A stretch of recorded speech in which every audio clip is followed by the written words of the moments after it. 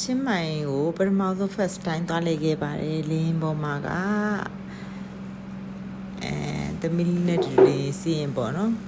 ဒီခေတ်တော့လင်းရလေ2ချက်3ချက်လောက်နည်းနည်းလေးတိမ်ကိုထိပြီးခုန်သွားလို့နည်းနည်းလေးလန့်သွားပါသေးတယ်ဒါပေမဲ့လေကိုယ့်ရဲ့သမီးလေးရှိမှဆိုတော့လန့်နာကိုမတန်းကြအောင်စောင်းပြီးတော့နေနေသူကတော့စားပါတယ်သူကတော့လိန်ပွားပြီးတဲ့ဘုတ်တို့တကုံသူကြိတ်ပါတယ်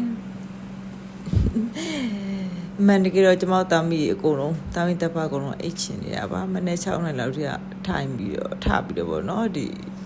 သွားဖို့ခရီးအတွက်ကိုအရင် active ဖြစ်နေကြတဲ့အတွက်အရင်အိတ်ချင်နေကြတာပါသမီးလေးကကြတော့သူကဒီဘန်ကောက်ကိုခဏခဏသွားပြီးမယ်လေသူကနည်းနည်းနားဥတဲ့အတွက်ကြောင့်သူရဲ့နေချက်ကလေးသူတက်ပေးထားတာဗောနော်သူနားမကူအောင်အဲ့ဒါမှသူစင်းငယ်ကြီးမှနင်းနာမရလို့ဆိုပြီးတော့ပြဿနာနည်းနည်းတက်သွားပါသေးတယ်ဒါတော့ကျမတို့အခုတဲမဲ့ဟိုတယ်ပေါ့သူကတော့ See Home လို့ခေါ်ပါတယ်ကျမတို့ apartment လို့ပဲပြောရမှာပေါ့ကျမတို့တဲဟိုတယ်လေးအရင်အဆင်ပြေလို့ပြောရမယ်ဒါကတော့အခု reception area ပေါ့နော် reception area မှာဆိုလဲသူကဒီfree drink coffee တို့မဟုတ်တို့လို့ချထားပေးတယ်ပြီးတော့ reception ကောင်းပါလေရလဲအရင်သဘောကောင်းပါတယ်ရှင်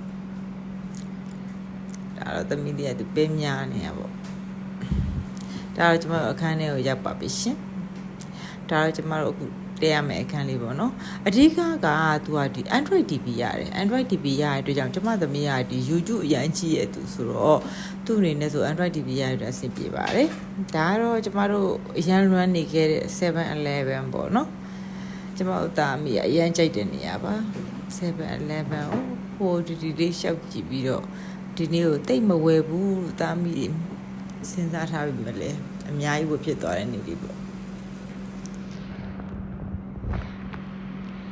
ဟိုဒီလေးရှောက်ကြည့်နေပါတယ်ရှင်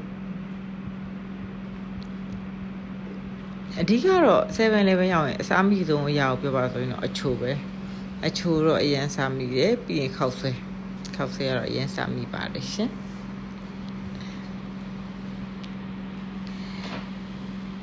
သူရဲ့ဒီအချိုဆိုတဲ့ရတာအဆုံးရှိတော့လေမစားဘဲကိုမနေနိုင်ဘူးမြန်မာနိုင်ငံမှာဘယ်လောက်ပဲအချိုရှော့ဒီမှာတော့စားပြစ်တယ်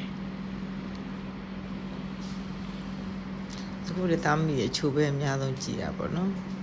ဘာအချိုလေးရှိလဲဆိုပြီးတော့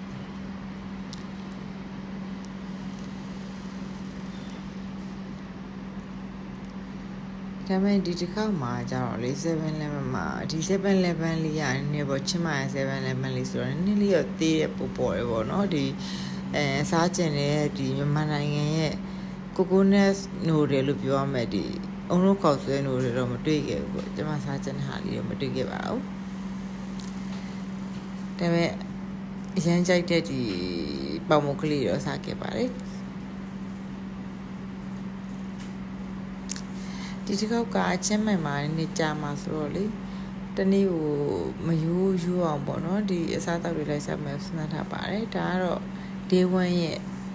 အစားတောက်လေးပါရှင်